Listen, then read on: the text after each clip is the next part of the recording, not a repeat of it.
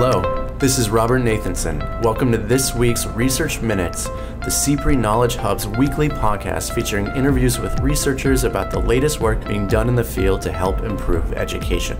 This week, I speak with Joshua Goodman, Associate Professor of Public Policy at Harvard's Kennedy School of Government, about his study, Intensive College Counseling, and the enrollment and persistence of low-income students. Thank you for joining me. Thanks for having me.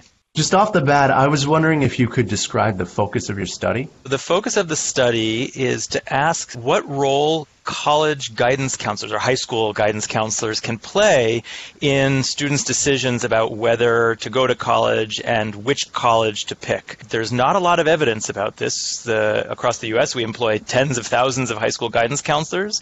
They tend to be overworked. They have hundreds of students apiece on average. And so we turn to a local organization here in Massachusetts called Bottom Line. Bottom Line is a nonprofit that specializes in providing low-income and first-generation students in Boston, other cities in Massachusetts, and other locations across the country with guidance counselors who focus on a relatively small number of students at a time.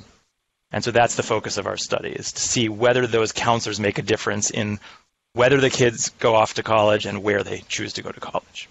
What helps distinguish this specific piece of research from previous work in the area? I think there are two things. One is that there just isn't a lot of good research on whether college counseling and high-quality advice to students can change their decisions about the college choice. So that's one contribution the study makes. The other is that we're looking at a very particular model, which is an organization that assigns to each student a counselor who spends many hours guiding that student through all aspects of the college enrollment application, enrollment process. And one of the things that distinguishes Bottom Line's model is that the organization is intent on guiding students toward colleges that have a good track record of graduating their students and of not forcing students to incur a lot of debt. So Bottom Line is interested in counseling students not just to go to any college, but to go to colleges that we think are going to, in the end, yield good outcomes for the students themselves. You've done this a little bit already, but I was wondering if you could elaborate, and could you explain how Bottom Line's advising program worked, both for the high school access program component as well as the college success component? Bottom Line employs a number of counselors. Each counselor ends up being assigned to something on the order of 30 high school students. They have two distinct programs. One is a program that is helping students who are in high school through the college application and choice process. So there the counselors are working with the students to figure out what set of colleges they might be interested in applying to work through the filling out of financial aid forms, and ultimately to make whatever choice the student has to make. That's one program called the Access Program. The Success Program is a related but slightly different program that kicks in once the student ends up on a college campus.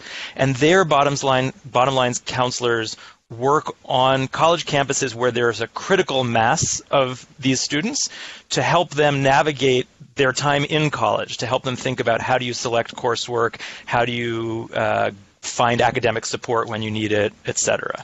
So two different aspects. One is how do you get into college, and the other is once you're there, how do you stay there and succeed? For a general audience, could you explain what is a regression discontinuity design? So our goal in this study was to provide some rigorous evidence about what would happen if you take two identical students and offer one of them college counseling. The problem is, of course, that students who seek out college counseling or who have good counselors on average are pretty different from the ones who don't. And so we took advantage of a feature of Bottom Line's application process. So Bottom Line is a voluntary program. Students apply, but it turns out Bottom Line wants to give its limited counseling resources to students who it thinks are best prepared to succeed in college. And so they have a high school GPA cutoff as part of the eligibility criteria for being assigned a counselor.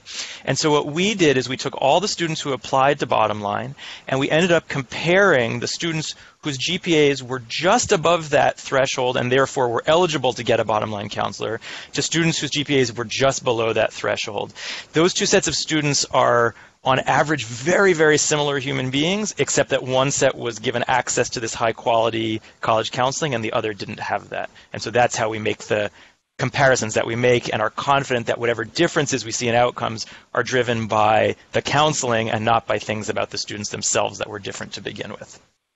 This program had some really interesting findings. The program seemed to be highly effective at steering students towards lower cost four-year institutions with higher average graduation rates. Could you elaborate?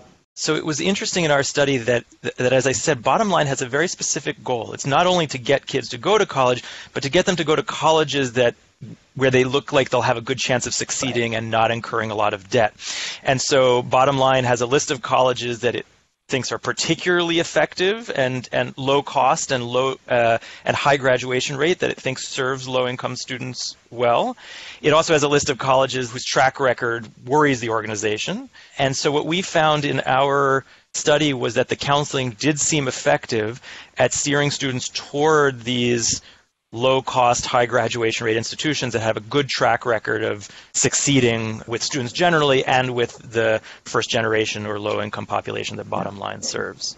Did you see the effectiveness of the program vary by income status, race and ethnicity, or other demographic characteristics? I'll start by saying that Bottom Line's target population that it works with are generally either low-income students or first-generation or both. In that sense, there isn't a lot of heterogeneity in income and family background. What I will say is we saw, if anything, bigger impacts on students whose first language wasn't English, which we took as a potential suggestion that the complexity of the college admissions process is particularly challenging for students coming from other countries and for whom the jargon in a lot of these forms is particularly opaque. My co-author, Ben Castleman, and another researcher, Andrew Barr, have done follow-up work with the Bottom Line organization that suggests that their program seems to be effective across a wide range of student characteristics, and so it seems a pretty generally impressive program. The program appears to have strongly influenced which college a student chose to attend, but did not appear as much to shift students' decisions on whether or not to attend any post-secondary institution. And I was wondering if you could speak to those results. We found, as you said, that Bottom Line's counselors did encourage students to move to enroll in these lower cost, high graduation rate colleges at higher rates than before. Some of that was coming from students who otherwise would have enrolled in a different set of colleges that might not have had as high graduation rates, for example. So I take this as a big plus. We have increasing amounts of research that the quality of a college that a student starts out at makes a big difference for their potential to graduate from that institution.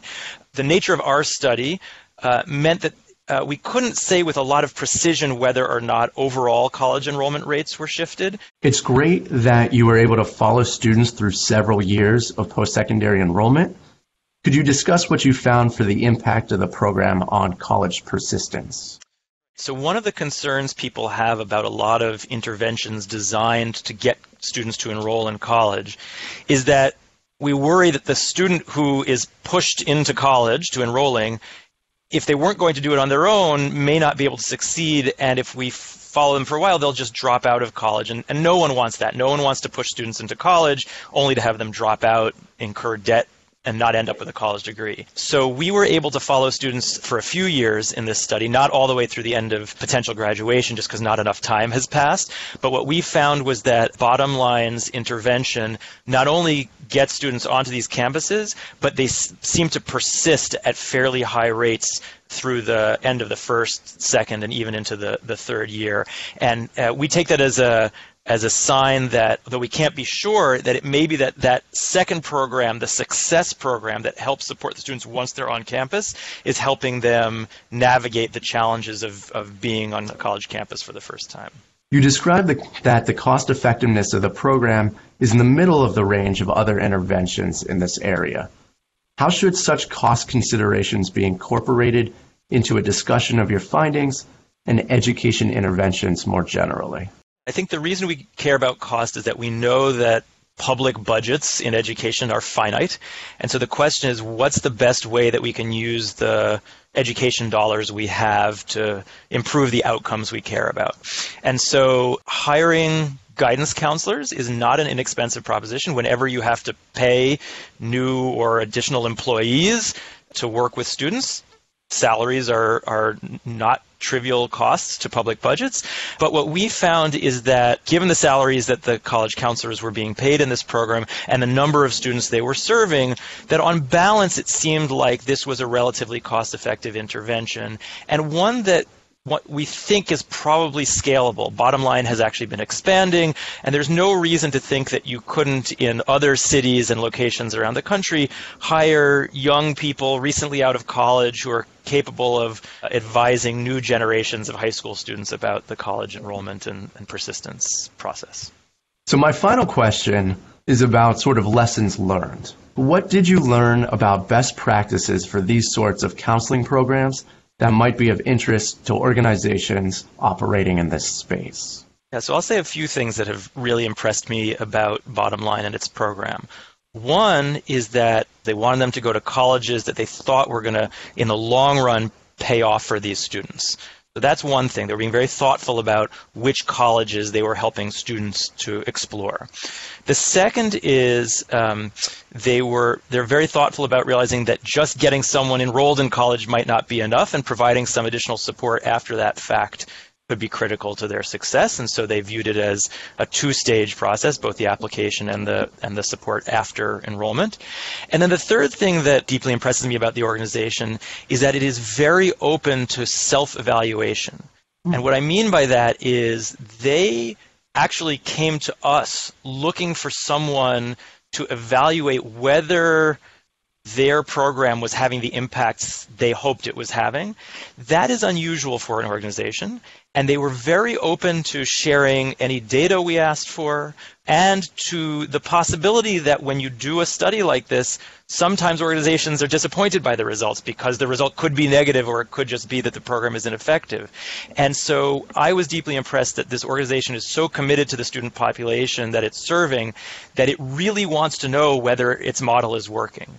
And it was easier for us as researchers to show that it was working. It would have been a harder relationship had that not been the case. But the point is they were open to the possibility that that wasn't the case. And as a result, were able to provide the data that could make for a truly rigorous study and not one whose conclusions were baked into the process. Thank you for listening to Research Minutes. To share your thoughts on this discussion, head to khconversations@cprehub.org. To subscribe to our weekly podcast and to listen to more interviews, head to SoundCloud. And for the latest videos, podcasts, and discussion updates, follow us at CPRE Hub on Twitter. We look forward to you joining